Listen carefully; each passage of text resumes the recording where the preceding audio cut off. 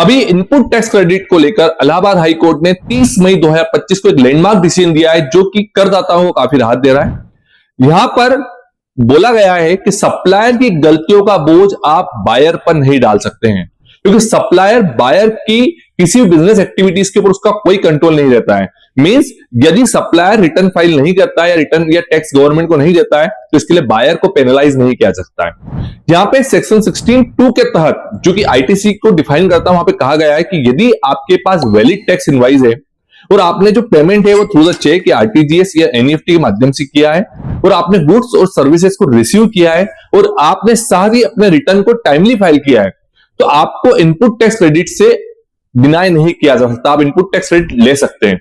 यहां पर काफी सारे अपन केसेस में देखते हैं कि यहां पर बायर को, यदि बायर कोई व्यक्ति से माल खरीदता है, सप्लायर यदि रिटर्न नहीं भरता है या टैक्स नहीं भरता है, तो वहां पे उसकी आईटीसी को इसलिए डिनाई कर दिया जाता है कि आपके टूए में वो आईटीसी रिफ्लेक्ट नहीं हो रही है।